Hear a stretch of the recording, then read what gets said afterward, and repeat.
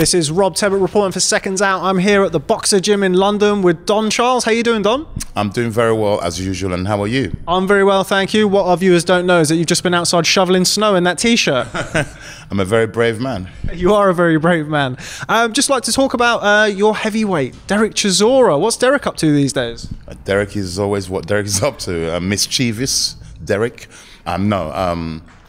He's been training hard. As you know, his last fight was in Monaco against Caballero for the European title, which Dereck had already won in the past. But we were unsuccessful that visit to Monaco. Disappointingly, it was not one of our better nights to ever remember. Very deeply disappointing in performance. Now, you weren't at the fight, the Caballero fight. It's quite a well-known fact, really, that you have a way with Dereck. You seem to bring the best out of Dereck as a fighter. With that being said, do you feel that if you were there in Dereck's corner on the night, things would have gone slightly differently? Listen, I'm not a hypocrite. I've been in Dereck's corners for the second Fury fight, in many fights where we've lost. Yeah, listen, I wasn't there.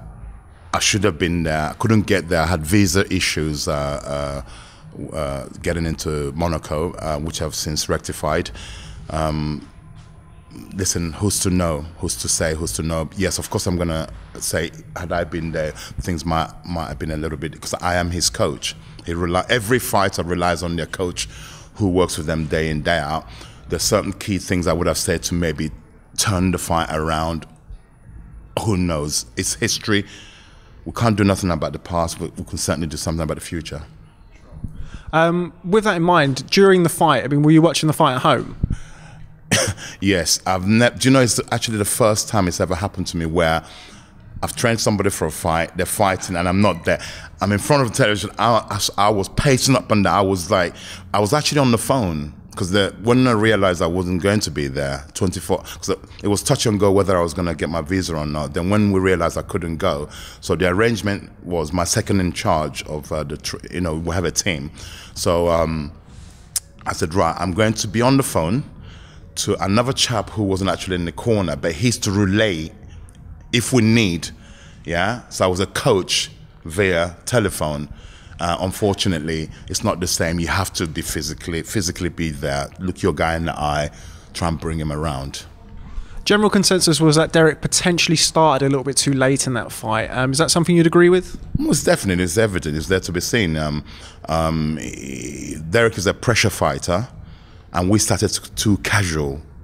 And in the opposition's defense, when we studied Caballero, during my studies of Caballero stylistically, he fought like a totally different fighter on the night. He's normally a come-forward fighter. He actually resembles Dereck in the way his normal style, Caballero style. On that night, he opted to run and run and run.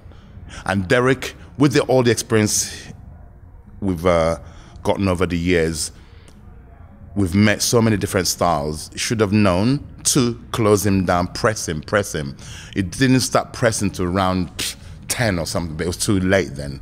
And apparently, I mean, I scored it wider than that to Caballero.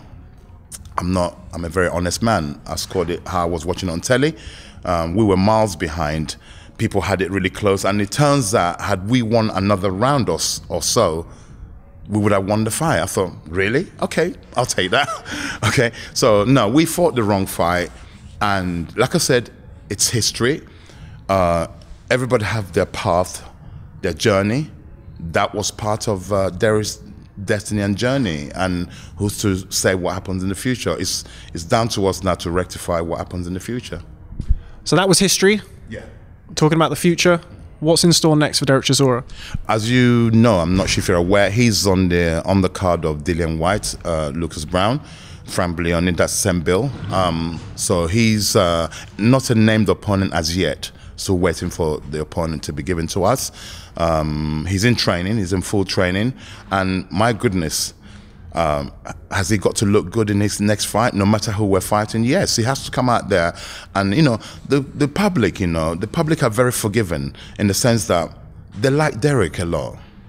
They like Dereck. They know Dereck can fight. Dereck has showed on many occasions he can fight. Yeah, and so we have to come on the 24th, regardless of no matter who we're fighting, he has to rise for it and demonstrate, look, I'm Del Boy, I'm still here, I'm better than my last showing, basically. How much of it is mental with Dereck? I know boxing is very much a mental sport as well as a physical sport. Is it more so mental for Dereck than potentially other fighters?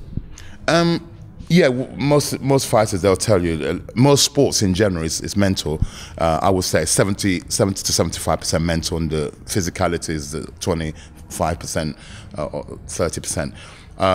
Yeah, in Dereck's case, definitely 100%, it's 300% make that. Get a little catchphrase going there. Yeah.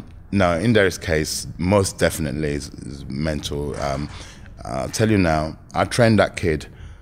Some days in training, even on the pads, he scares me. The way he comes at you. When he's ready, he's unfightable when he's ready, mentally. And it's our duty. We know what to do now.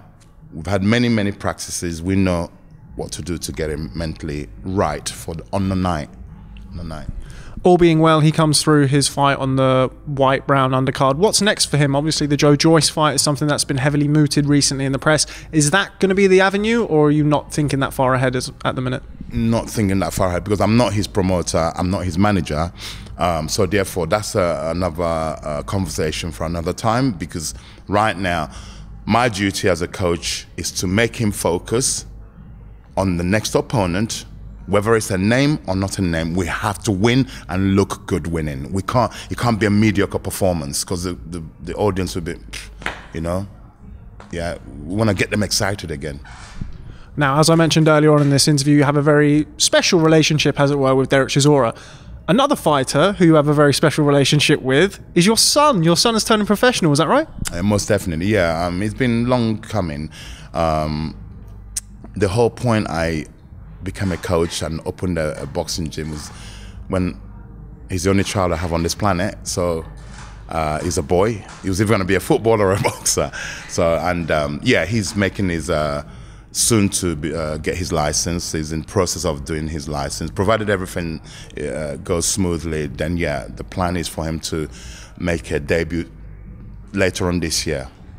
How different is it potentially coaching or managing the career of your son than it is to, say, a different fighter? I mean, as a father, I'm a father myself.